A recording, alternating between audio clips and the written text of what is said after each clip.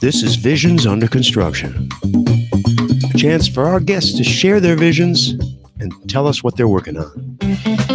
For their continued support, we would like to thank Simwood, straight-talking, forward-thinking telecoms. Simwood.com. Why not make Cloudonics your communication partner? Go to cloudonics.io. You can find everything about the VUC at vuc.me, thanks to Bluehost, and thanks also to zipdx.com, the conference bridge, and to voxphone.com for local rate dial-ins. And today's conference update. It's a little over 2 weeks to Kamailio World in Berlin. I will be there. Many of us will be there, and we hope to meet you there. Visit kamailioworld.com for more info. And as you know, it is not 2 weeks. Uh-oh, lost the video. Try this again.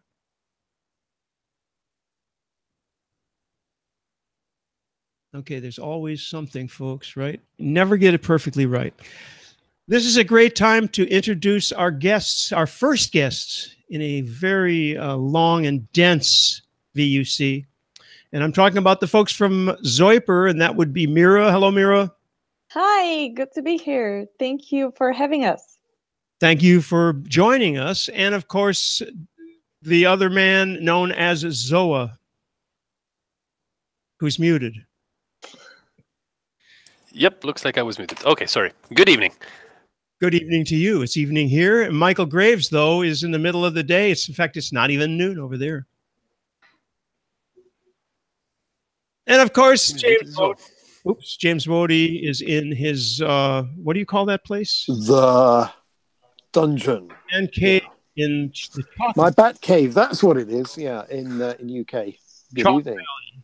In the Chalk Valley, indeed. That's where Sarah Chalk was born, the actress from Scrubs.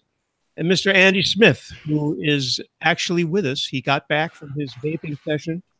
Yeah, it was long and complicated, but I managed it. Hello. All right. Well, you know, this is a treat because since I have no video, we might as well get right to it. Who's going to start us off on the Zoiper release? So I got an email the other day. I'm going to just put Mira on. I got an email the other day. Who sends out those emails, Mira? Is that you personally? It's an automated process. Okay. Well, I'm very disappointed. But anyway, tell us a little about what's going on or pass it to Zoa and he can tell us. Either way. Go ahead, Zoa. I'm probably better suited for it, yeah. So the most of the things now, the changes that we made are mostly bug fixes. Lots of fixes for all kinds of issues we had. Probably we introduced some new ones as well. Aside from that, the biggest improvements are that we now have Jabra support on Mac. There are some improvements as well related to the contact lists. If you use Outlook, it used to be really slow. We searched a bit too hard for certain contacts, so now it's really quick. And there were some issues related to contact matching as well for reverse lookup for, I think, for LDAP and for Outlook that have been resolved. So that's much better now.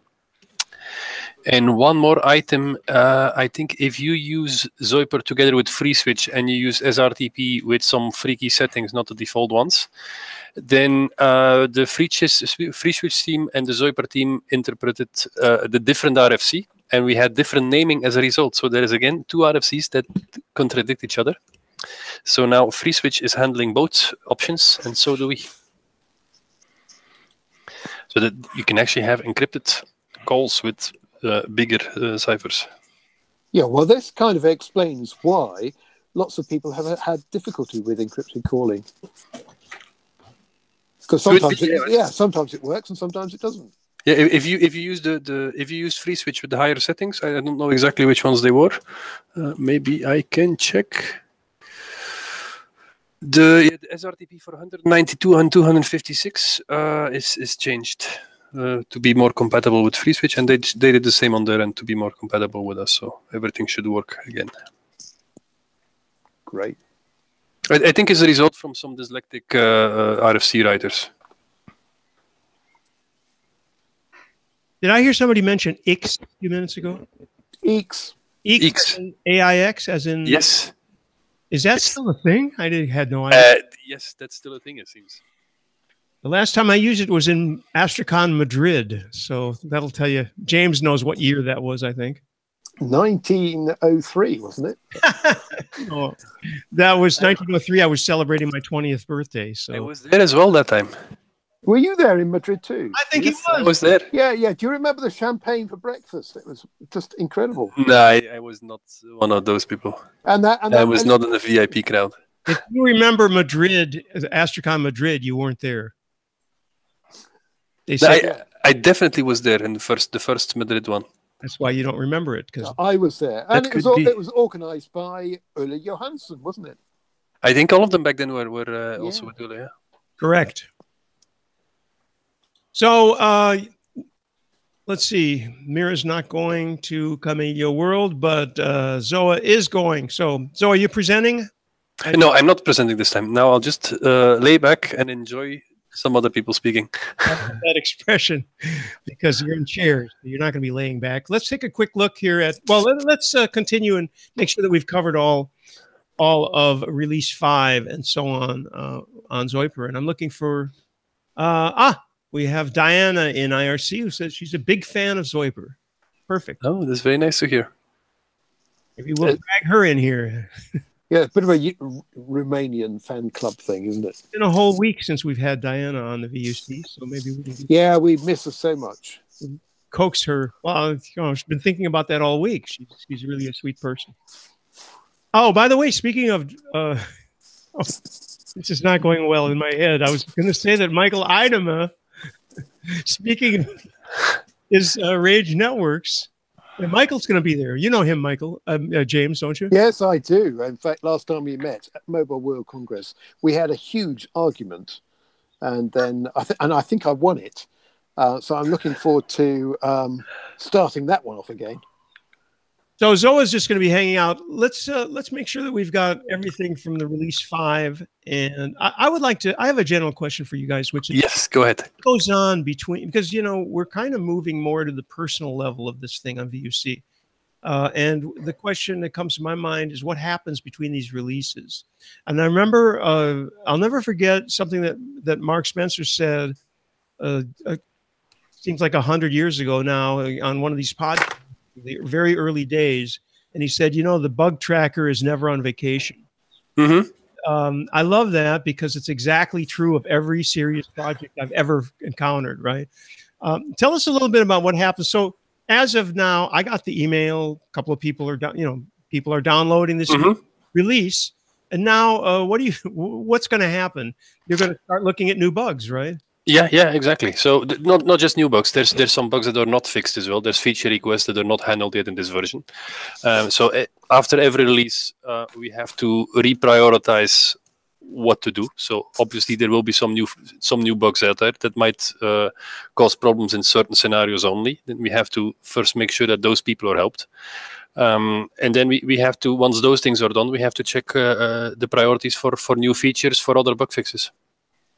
Which is it's quite complicated to do because some people say, oh, we would really like to have this function. They say, oh, it can't be such a big deal. It's only a day of work, so please make it for us. But we don't have 100 developers, so we still have to pick. So obviously, if something is breaking for a lot of users, we need to fix those first.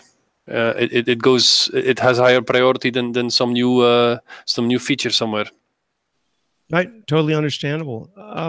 Are there still X phones, hardware phones? Because I used to own one. In fact, I owned a dual. I think you had to switch and reboot, if I'm not mistaken, but it was a phone that did X. X. I think there was only 2 or 3 models or so. I remember some hacking with Hirosh from Snom long time ago. There was one other was it Atcom or so that had an X phone as well? Yeah. Yes, that's who it was, Atcom. And that's the one that Randy had.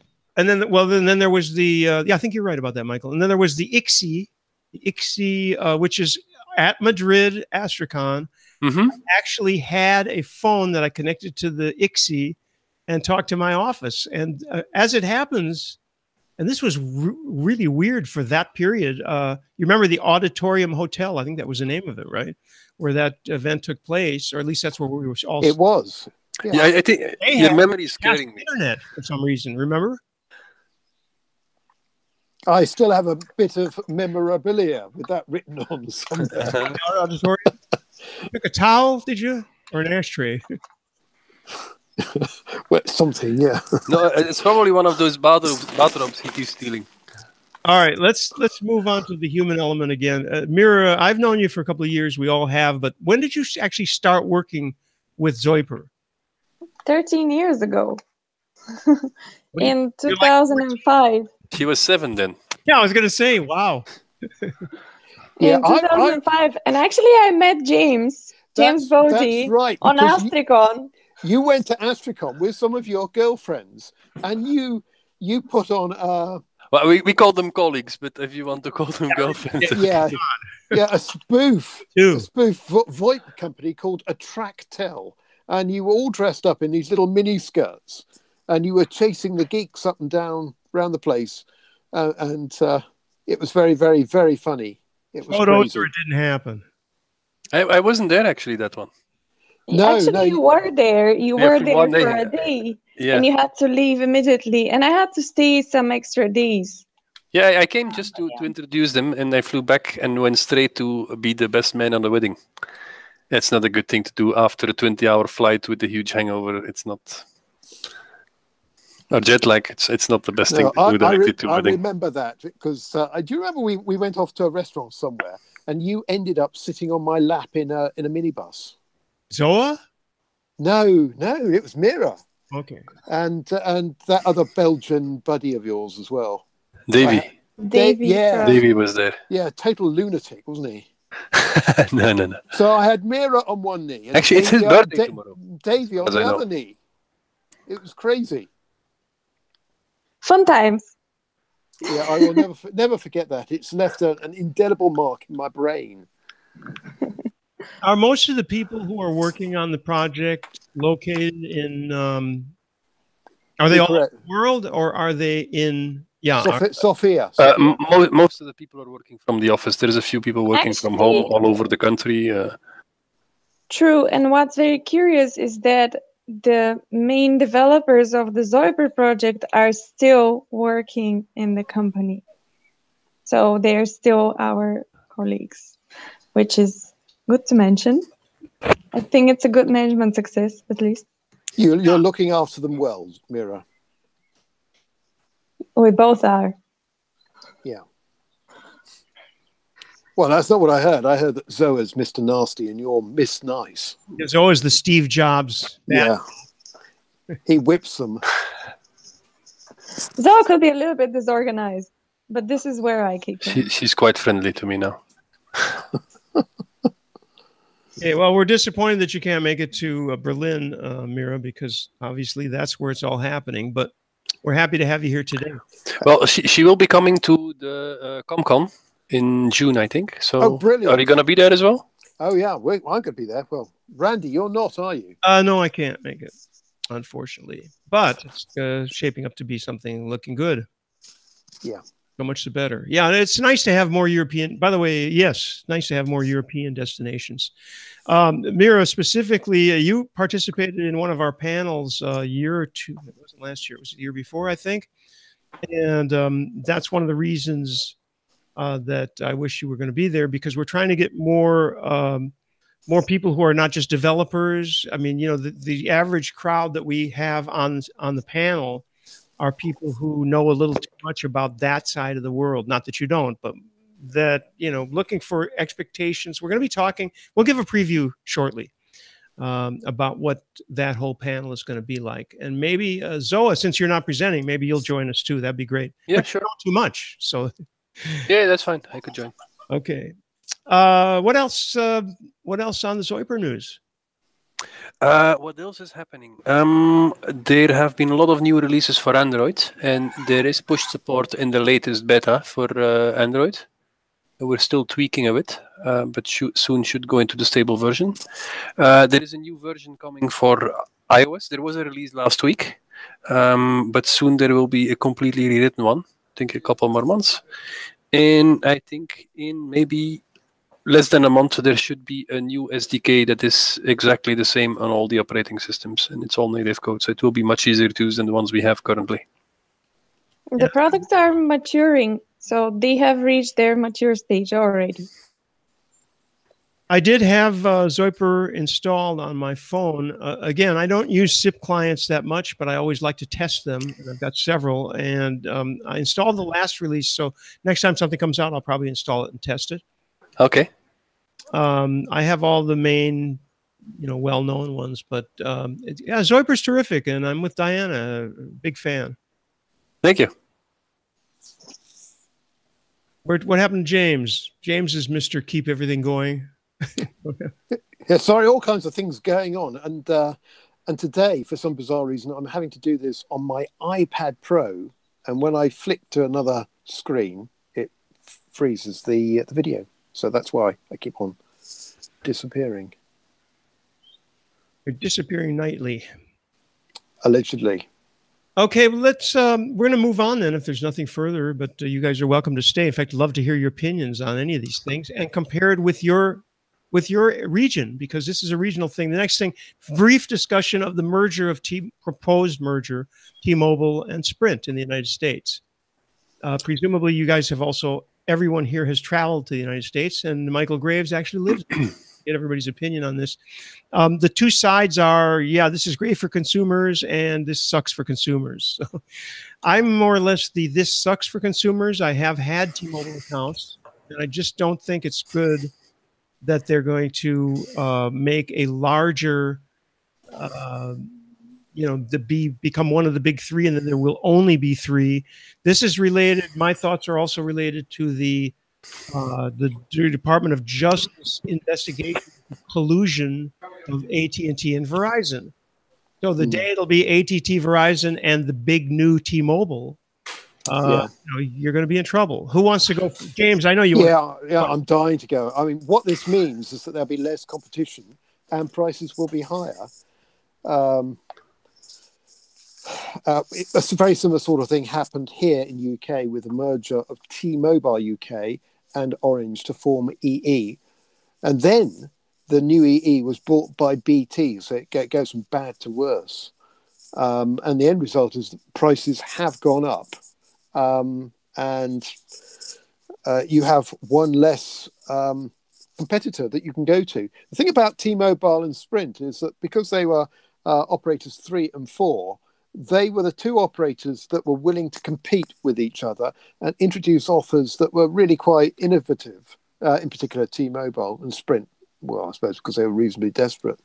But now, post the merger, that will be gone. And so they'll just be playing kind of big operator pricing models again. I don't know. Will the merged T-Mobile and Sprint end up being the biggest now in terms of customers? I don't know. Well, I don't believe so. But what I do believe is their spectrum holdings are really at question here, because going forward into a 5G world, they would have more unused spectrum to be able to deploy into 5G without completely trashing their existing LTE network. Whereas it's already been said that Verizon has problems of not having enough bandwidth, not having enough spectrum available to roll out 5G in parallel to the existing LTE. I was just going to say that Leger, how do you pronounce it? Leger, whatever his name. Jean Leger, yeah. Mentioned, Leger means lightweight, by the way, in French, says that, hey, this is going to be a great thing. And somebody says, well, are you going to be closing stores? Because they're going to be, he says, yeah, well, if there's two stores, Sprint and T-Mobile, we'll have to close the store. But he says, but they're going to be creating jobs. This reminds me of the trickle-down economy. They're going to be closing stores, but we're creating jobs. Yeah, that doesn't sound right. Second of all, this isn't a consumer win, because why would you lower prices while you're investing in more infrastructure? So this makes no sense. We'll see. It'll be like at least a year. Wanted to ask you guys what it's like in your region, because here in so the UK, James stated the case. Here in France, we recently, 2-3 years ago, got free. A Swiss billionaire started that, and as a result, prices went down to 1/3 what they were. because because all of a sudden there was competition. All of a sudden there was competition. And he did two things, by the way. One thing was lowering the prices, but also he said, hey, what is this with the 20 pages of of our offer? We'll put our offer on one page. And they have two possible programs you can be a part of, up to whatever you call it, plans. And of the two plans, one of them is €2 a month for the unemployed and maybe students. It's a very limited plan, of course, but hey, it's €2. It's like $3 a month, barely. And the other one is about, if we say in dollars, it's about 25. It's €20, $19.95. And if you are a free customer already as an ISP, it's €16. And that's, basically nowadays it's unlimited. They started with 20 gigs, I think, of LTE, which is already pretty generous. Let's face it. If you compare that to the US and what you'd pay for, I mean, the starting plans in the US are like 50 megs of data or something silly like that. Zoa and Mira are leaving, and I was just about to turn it over to them to find out what's going on. There we go. In your region, how many wireless carriers are there, and what is the countryside look like there? What choice do you have? Muted. No audio. Oh, Zoa might be a bad person to I'm to ask. There he goes. Okay, so I think there's only 2 carriers left that offer mobile in Bulgaria. And do you feel that they're taking advantage of, as far as the money, the cost? To be honest, I really don't know. I'm on a company account. I don't pay too much attention to the prices for the retail. I really don't know. I don't see any offers. I don't watch the Bulgarian news or Bulgarian TV. So I'm a bad person to ask, probably. Well, one could argue that you would use VoIP to say how great how much savings people could have if they were using your service with Zoiper and some kind of. Yeah, I think it's less about savings nowadays. It's more about functionality. It's about taking your extension from the office home, take it on the road.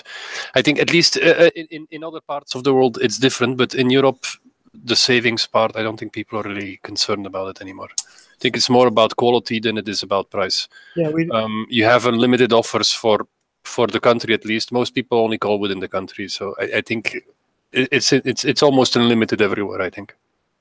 Okay. Anyway, that's our theory on all of this merger thing. I think that competition is good. The United States, and perhaps Michael would agree with me, you don't want to reduce competition. As far as the ISP level goes, you actually would like to have more competition. Mm-hmm. And I think it's already very difficult for a new party to enter the market, because if you didn't buy spectrum, that's it. It's impossible to join. So we're stuck with the ones who's left, unless they would auction off another part of the spectrum to somebody new. Except that here in France, the infrastructure was built largely by taxpayer euros. Sorry. You can take the boy out of the country, but you can't take the country out of the boy. And as a result, when Free started, and this guy's a billionaire, and he started this, and it took him a couple of years, 2 or 3 years, to get approval for it. But didn't they start it like 20 years ago, Free? But then it was probably not mobile. It was just fixed and internet. It started with, gosh, what's the name of that company? I already forgot it. But it was in Italy, or I think it started. But yes, he was an ISP way before. But the point is that they're using Orange, because Orange was forced. Orange is half national funds, I think, still. Funny, because I reacted to what you said about Orange in the UK, James, but Orange in this country was France Télécom, which is, our money, basically. France Télécom, yes. National operator, just like BT was, right? Is it? Indeed. Still? BT used to be the nationalized operator, but now they're very much a money-making organization. But anyway, the other really clever thing that Free did was to put small low-power cells into their boxes. And the reason that that's clever is that it allowed them at an early stage to capture quite a large percentage of their traffic and then pass it back over the broadband, over the ISP circuits at zero cost. True. And if you're running a kind of a heavy MVNO type operation where your traffic otherwise would be going across another network, in this case, France Telecom Orange, then the more traffic that you can keep off that network, then the cheaper your service is going to be.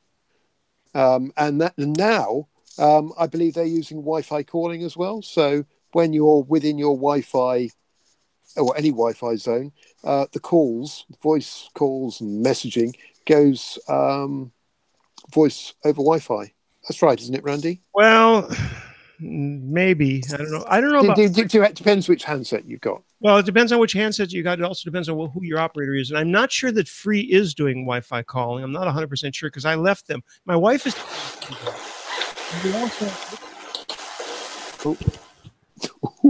Mira. What was that? I thought that was something else then. Not even going to say what I thought that sounded like. It's a relief that it's not what you thought it was. Yeah, really. But anyway, well, while you're here, Mira, what we asked was the pricing. How painful is it to have an account? You must know people who just have a cell phone, right? I mean, I personally have several, but okay. I also know people who have cell phones in Bulgaria. Your microphone is a bit loud. Is it loud? Sorry. Yeah, no, Zoa was saying that he doesn't know because the company's paying for it, which I'm sure all your stockholders will be thrilled to hear. But you know, so that's why I was reaching out to somebody who may know other people who are just average citizens. I mean, you know, I don't work for any company, so my cell bill, which happens to be 10 euros for unlimited voice and text, and I think it's 30 gigs, which is 30 times what I use every month, frankly. Anyway, go ahead, Mira. That's a good offer. Well, I believe that offers are very similar all over Europe right now, I think. Here as well, depending on whether you're an individual or a business using the cell phone the cell service, it will be approximately the same. It's 10 euros. I don't believe it's 30 gig, but you can get 2 or 4, which is fair enough. Yeah, I'm checking here the prices now, and I see 25 gigabytes is 25 euros per month. Yeah, let me classify. Let me whatever the word is. Total loss of English vocabulary. But the point is that actually the basic offer that I have is a low-cost offer. The low-cost offers. For example, mine is called Red, but it's actually SFR, and SFR is one of the 3 big carriers. They offers, and Orange has one called, I forgot what it's called, Soch, it's called. These offers were all created because of Free wireless in France. And the point is that the basic offer that I have actually was 1 gig. It was unlimited voice and text in France, plus 1 gig. It's worth mentioning, by the way, that because of the European community, you can actually roam. It's by law. They can't surcharge you for roaming. There's a limit to that. I think it's like 3 gigs or something. But anyway, my offer is actually 1 gig. But to bring people into this low-cost offer, they first said, okay, now it's 10 gigs if you do it now. And then I saw things saying, hey, 30 gigs if you do it now. And I pulled the trigger on that one. And it's not temporary. It's not like 30 gigs for the first year and then it goes back to 1. So how much do you pay for that now? 10 euros a month. Oh, wow. The only problem that's different from Free is that Free used to have international dialing included to like 110 countries, including the US, Canada, China, and a lot of European countries. And I don't have that. So I accidentally made a call to one of my own DIDs testing.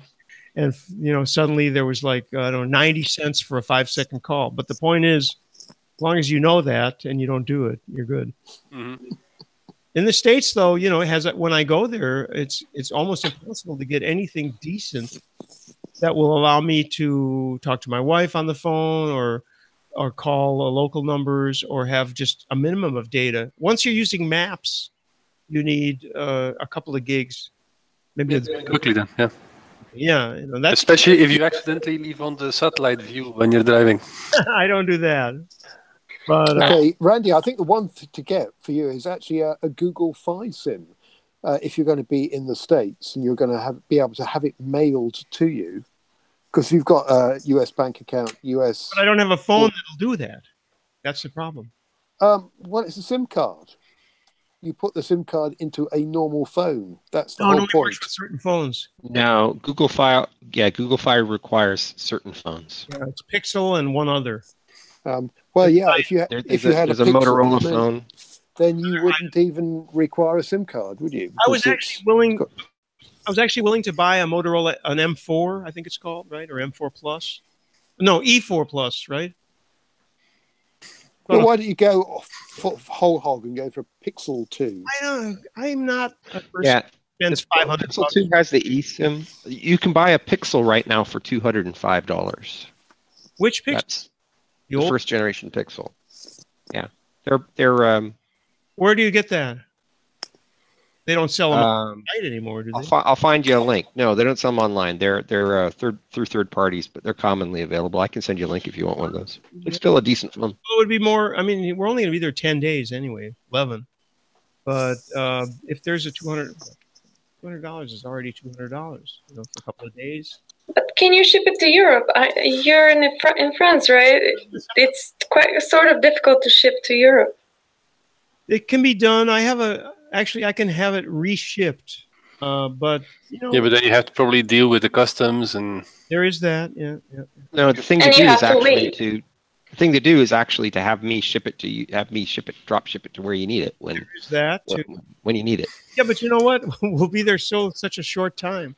I don't know. I'm looking for solutions. The problem. I'm looking for a solution. Generally, when I travel, I just buy cards with data, and then I use Zoiper. Yeah. Actually, I do the same. I buy a data card in the Wi-Fi, connect from all the phones I have, connect the laptop to it as well. Yeah, I need one modem that'll work on their frequencies, though. That's the problem.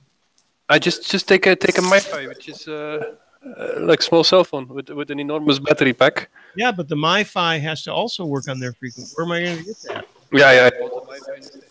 There. James will loan me his high level iPhone. That'll do it. Yeah, I've got a couple of my phones here. But will they work in the States? This is the other thing we need to resolve. Why aren't we all on the same frequencies? Something like that is what you want, I think. Is it the US? Or even failing that, one of these. Yes. I had a Huawei, but it died.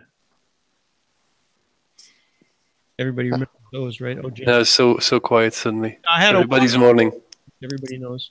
Anyway, after that, a quick mention of Microsoft Azure. Yeah. Very quick. All right, James. Looking on my shelf, I have other ones as well. There's a vanilla dongle. Microsoft Azure was touted as being the answer to your IoT problems of your security. And it connects to the cloud and blah, blah, blah. But it looks like a really good deal. But I was listening to a podcast called Security Now, Steve Gibson. And the week after they touted this thing, they found out that, in fact, the only way it's really workable is when it connects to the Microsoft Azure cloud. So that's the opening and the closing of that topic. It was something I wanted to talk about, and I realized that it's actually not something we should talk about. So there it is. Let's get into that one.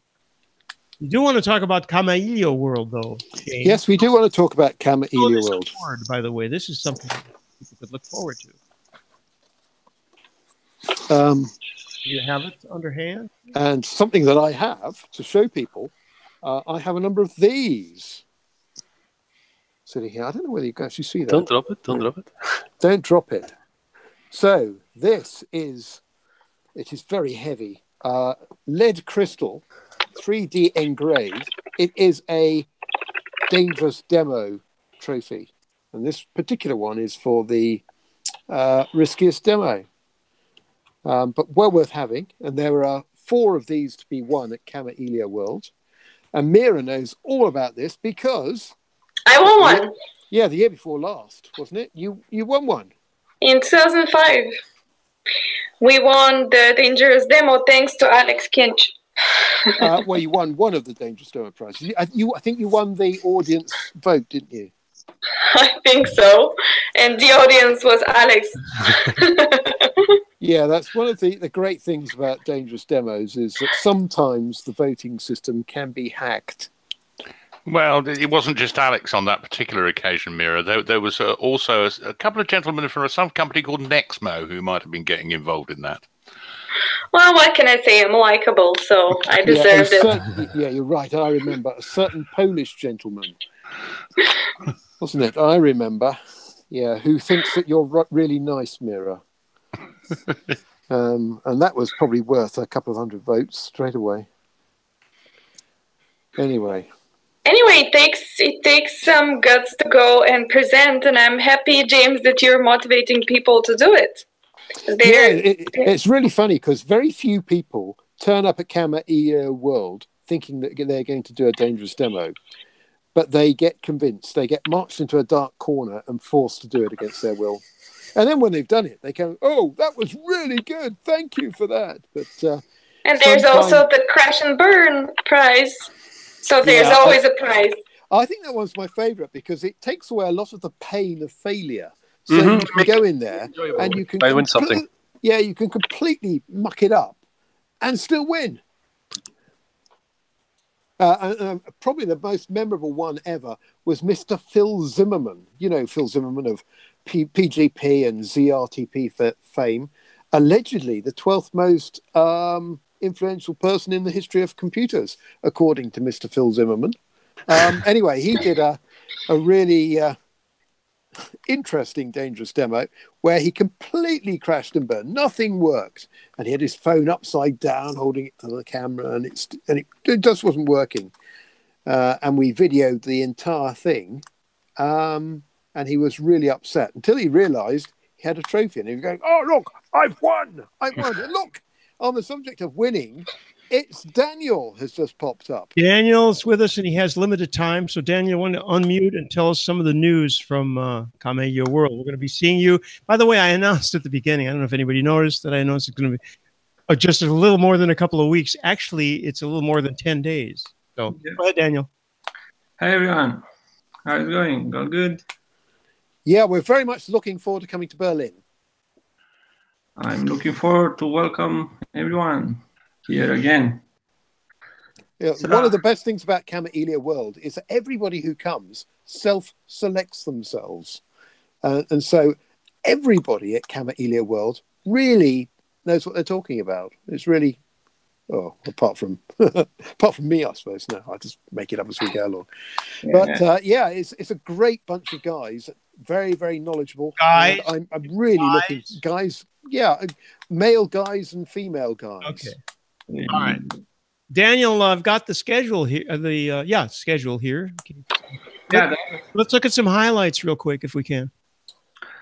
Yes, some of the highlights first, because we had quite a lot of submissions this year. We introduced the sort of lightning talks, so some short session that we plugged on first day, and few during the other 2 days. So first day, it's only in the afternoon, mainly for technical workshops, and then a couple of short presentation about Kamailio security. We have Sandro giving us the latest updates from the past year about security. So this is rather or something new comparing with the previous edition. We decided, okay, let's make some short session because there are interesting topics, although we try to put a bit of priority on new speakers, and fortunately we have plenty of them. We have, as you ask about the guys, I try to get as many female as possible, but unfortunately this area is not that well represented. But we have from Kazoo guys from 2600 Hertz project. We have Miriam coming from their company, along with a colleague. So there will be 2 women from there, and we have also a couple of them in the attendees group. Otherwise, yeah, you already know the James Body dangerous demos. Maybe I'll redo the demo at Asticon that already on the crash and burn. Let's see if I have the time with the Ubuntu phone, which at that moment crashed. We have also the... but that is a brilliant demo if you can get that going. Just in case you haven't heard about it, what Daniel does there is he puts a complete mobile network infrastructure onto a mobile phone, so it turns everything upon its head. Yeah, the last one that actually crashed, I tried to do a stack of scripting languages running on top of each other, as Kamailio now can do routing logic in Python, Lua, JavaScript, and SQL language. So I tried to stack all these execution of different scripting languages from inside Kamailio. But Ubuntu phone decided that it's time to reboot. Well, I think you were trying to melt it, weren't you? Yeah, maybe. The poor little Ubuntu phone is going, oh no, not again. What's he going to do to me this time? So, yeah, the usuals like Matt Fredriksson, the lead of the Asterix project, is coming to provide us the updates. The guys from PASCOM will be again with a presentation about their PBX that combines Kamailio and Asterix. And very important again, the video recording, the amazing team from PASCOM Germany, Lorenzo Miniero, Alexander Dubovicov with Homer, Lorenzo with Janus. All of this time. Yeah, this is like a list of all the great people who are our friends here on the VUC, actually. We've had them all on here. Giovanni Maruzzelli coming to give us more about Free Switch. We have the very good friend Fred coming with Yeni again from USA. Dan Bogos. Yeah, Fred is a really, really good speaker, isn't he? He brings it all alive. Karsten with the IMS, Andreas from Zipwise with the RTP engine. This time I'm actually speaking of using Redis for fast storage engine in distributed VoIP platforms. But then we have also plenty of, I forgot, returning Alex Balashov. So we know very well Alex. So I'm happy he can come back this year. Then we have the new guys like Paolo visiting from Italy. They are building some VoIP platform using containers. From Croatia, we have Alexander Sosic. Hopefully, what's he doing? That. So it's like a consultant working for different companies and has a presentation about testing or test-driven deployments with, also related to containers, which seems to be the common framework these days for building test platforms. From FlowRoute, Julien Chavanton, which actually did a lot of work for Kamailio in the last years, a lot of commits and contributions. He previously worked for Libon Orange in France, but now it's relocated in USA for working for FlowRoute.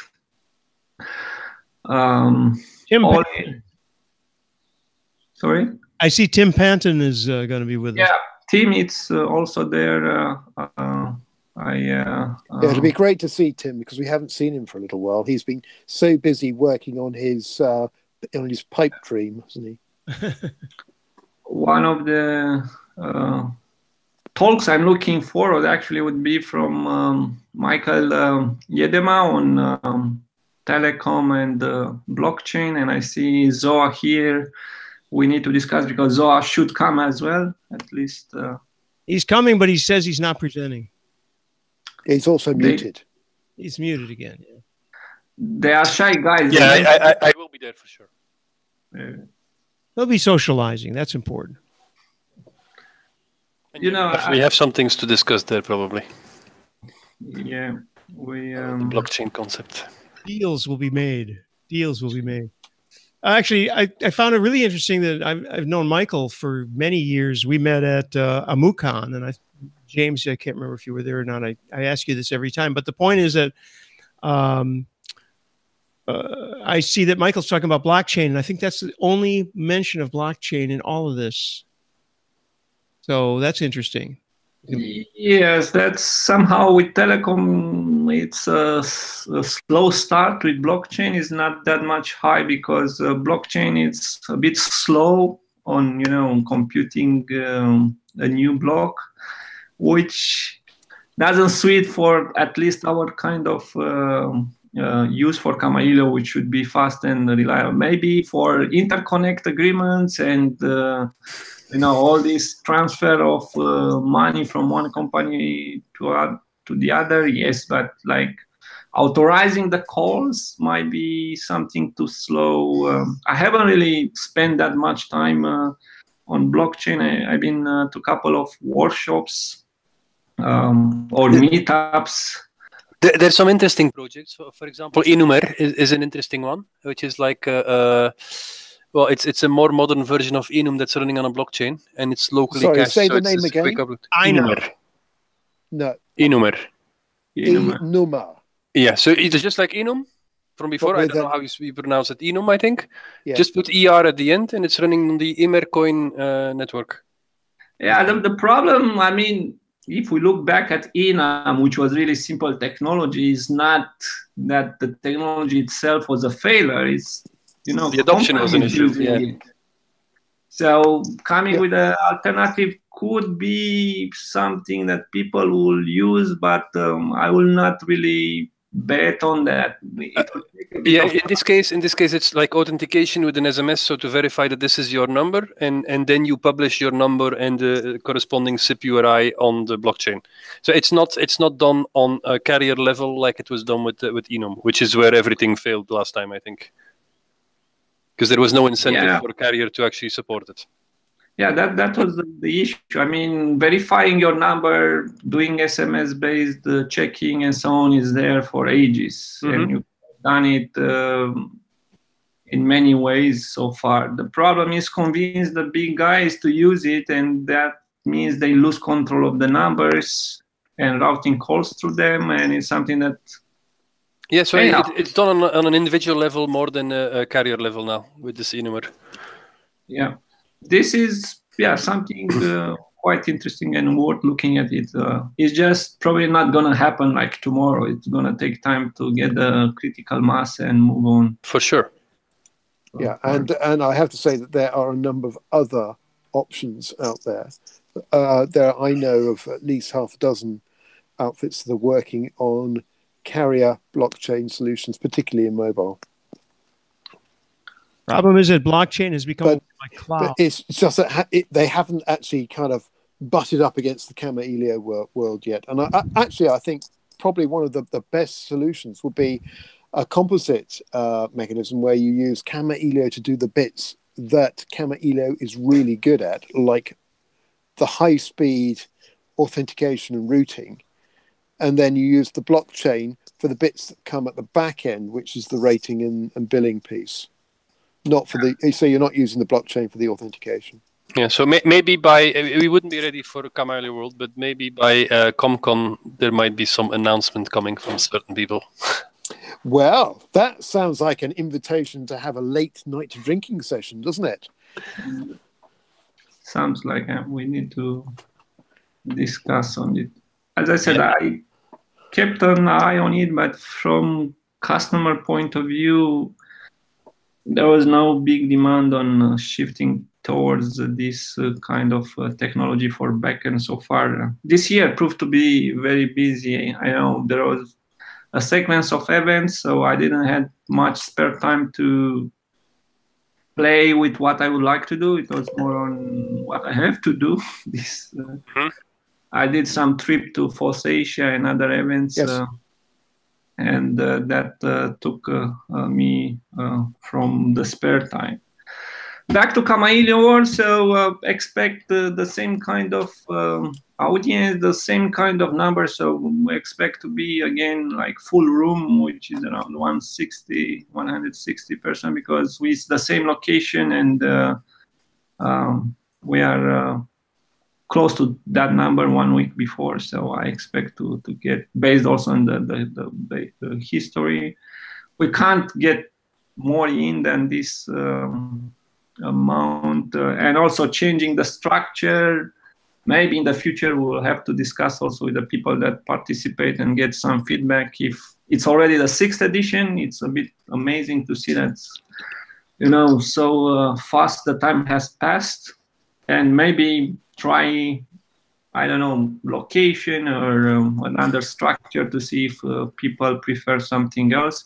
So far, as I said, it's going well in the terms of who is gonna participate and the number of the people around.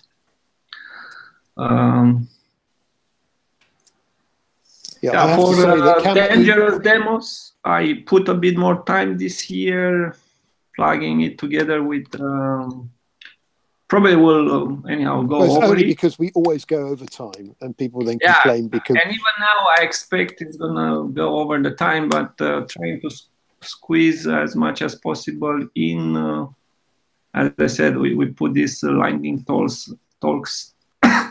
Sometimes it's hard to refuse some proposals. We had to do a couple of them, but we tried to accept the one that looked interesting.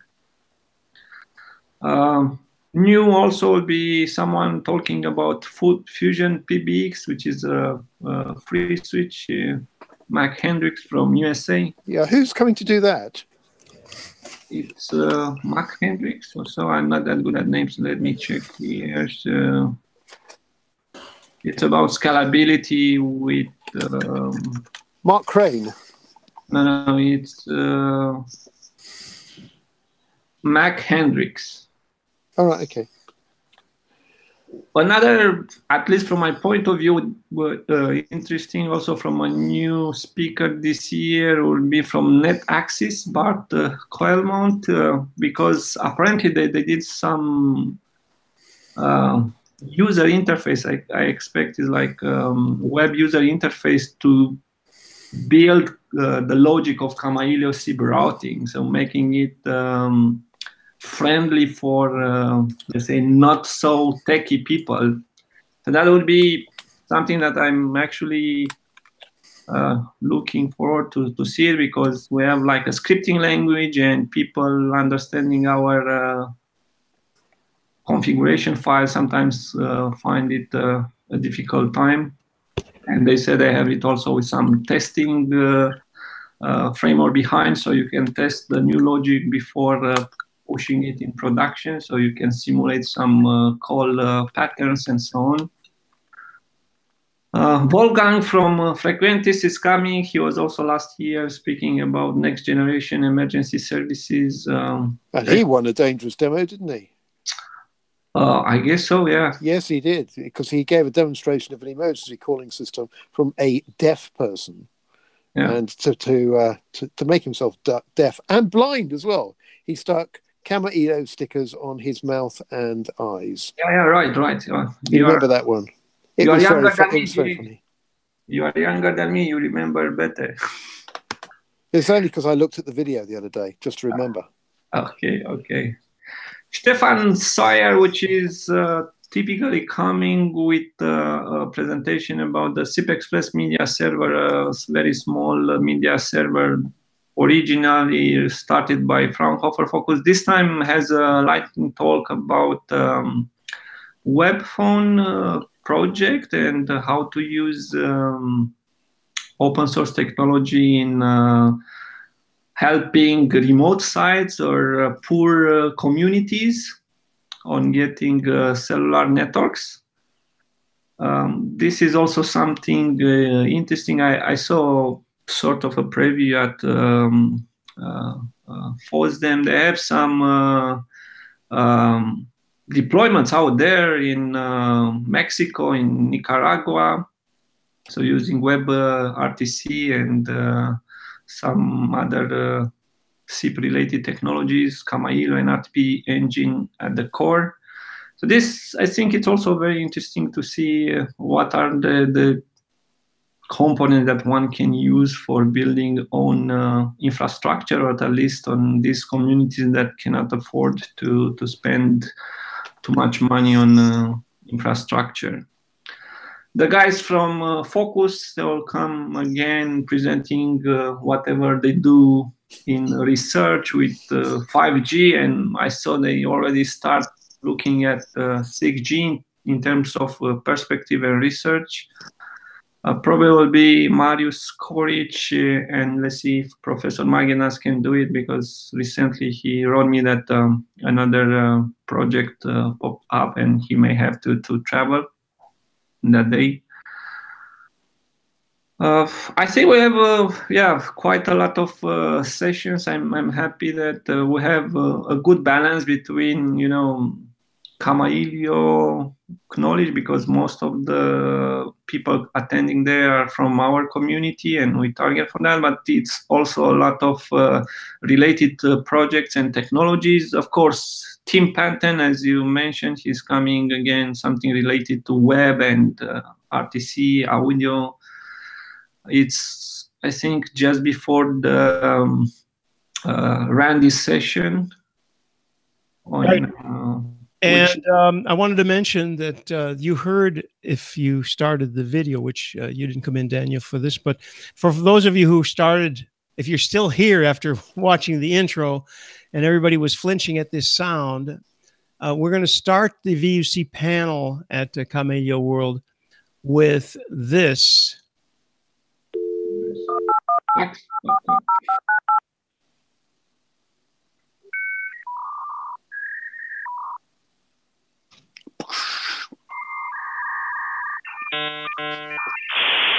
Ah, yes, we remember that well.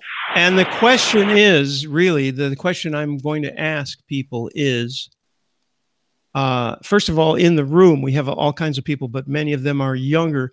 I'd be curious to know who among the people who attend Kamailio World have never actually heard that, really. I mean, you've heard it, maybe they've heard it on YouTube, but have they heard it live? I think that everybody here, let's see, who's the youngest among us? Daniel or Zoa, maybe? I'm sure both of you have heard that and been on the other end of the dialing into the thing of BBS. And yeah, exactly. The real question is, what did it negotiate? Is it 28.8? Is it 33.6? Actually, I showed a modem 56 14.4. Right. Well, I showed a modem that was 56K, but actually that was only because that was the larger image available. Of course, we started. In fact, when I was at the equivalent of Best Buy, I don't remember the name of the store, but I was in the States, and I was buying a modem, and that modem did 14.4 instead of 9600. And the guy in back of me said, "Do you need a special line for that?" So we're talking 14. The first one I saw was 2,500 baht. Well, we all, I mean, I remember my, what was it, 675. Is this the one that you had to plug onto a physical telephone? Like, yeah, acoustic coupler. Yes. Yeah. Well, this is from 300 baud. But even, even when they were like 56K and the spiral of death, remember that? It'd be interesting to see in that room, Daniel, it'd be interesting to see who, if anybody, has never experienced that directly. In other words, again, they've heard the sound and identify it, but have they ever actually dialed in? I'm thinking that when's the last time anybody had to dial in? It was 20 years ago, right? In fact, thinking about it, it's probably a really good way of setting up a reasonably secure communications these days, because nobody in their right mind would have the setup to be able to intercept that. Yeah, just do the BBS. Anyway, the conference, what we're going to be doing is talking to some of the regulars. James will be there. Zoe will be there, apparently. Zoe, not a regular, but he'll join us live. You are witness to that, so he's now obliged to do that. And I'll be happy to. Whoever, no, it'll be fun. And I think you've done that before. Whoever else is available, but also I want to get some people who are not necessarily programmers or technicians in the field, because what I'd like to talk about is your expectations. So we're going to talk about privacy, because there's this big Facebook scandal followed by scandal quotes followed by the fact that Twitter sold information to Cambridge Analytica. And this is pretty silly because apparently what Twitter sold is the fire hose, their full feed. So that's not like it's not like they're selling your data with the names of your kids. They're just selling access to the entire Twitter feed. It's public. Hello? You know, and if you don't want this stuff to be out there, don't post it publicly. So we're going to be talking about that and people's perception, especially the average person's perception of what we're doing online, that relationship to communications, to telephony and to chat and all the stuff that everybody's interested at Kamailio World. And by the way, we didn't cover this, but it's getting late because it's we're actually after the hour. I wanted to talk about RCS a little bit. Does anybody want to go through that real quick and talk about how silly the Google thing of having 800 different chat clients is? James, you'd be the likely candidate to start. Yeah, in summary, RCS with the emphasis on the arse. The famous zombie technology. It's dead, but it's not dead. It keeps on coming back to menace people. SMS is dead. No, SMS is not dead at all. People still use SMS a lot. In fact, most of the SMS traffic today is machine generated. It's if you monitor SMS feeds these days, a trunk feed, you'll find that I would say 95% of the messages now are machine to person.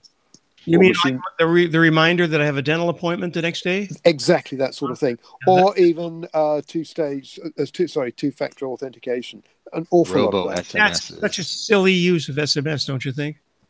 Well, no. The reason it's useful is that it will work in just about every case. Yeah, so it's not secure. Because if somebody's got your phone, that's well, it's even worse than that, actually. But as a factor, it's still useful. If it's used on its own, clearly it's clearly not secure. And there will be a number of people at Kamailio World who have a lot of experience in demonstrating how it is not secure. We'll be talking about all that, and we'll be hopefully be able to entice some people who are not directly involved in development to talk about their hopes and fears for the future. Because where is this all going? We're living in a kind of an odd period because half the world thinks that with the Facebook thing, oh my God, they know all this stuff. And the other half, these are the same people who are actually posting their entire lives online and then wondering what, Well, it takes a while for people to become aware. That's what's happening. They're waking up now. Yes. By the way, a little message for everybody. I voted. I'm on the wrong lapel, though, because I'm mirrored. I voted, and I hope you'll vote, too. Michael, you're the only one from that country, so you're going to vote, right? Good. For what? Sorry, what did you vote for? Well, this is the elections in the primaries. Aren't there primaries in Texas? There are. I'm not yet a citizen. Oh. Yeah. Bizarrely enough, we're not having primaries in the Chalk Valley because we had our elections last year. Yeah, didn't you? Wait a minute. And certain people got elected, actually. James, you showed me when you asked Alexa for the news, the BBC was all about elections. So yeah, that's local government in certain places. Not in the Chalk Valley. I think that's about it, really. Thanks, Zoan. We'll be looking forward to seeing you in about 10 days, I guess. Yeah, something like that. Great. Daniel, also see you in a couple of days. Andy, we will not be seeing you, sir. I shall be stuck here watching the live streams. That's indeed. Well, that's not too bad because the quality of the live streams coming out of Kamailio World is so good. You would almost think that you're there. In fact, in many cases, you'll actually see more on the live stream than you will if you're sitting at the back of the room. That's certainly true. That's certainly true. But you wouldn't have any candy to eat because will there be little? How was they called? Belly JBs. Yes, exactly.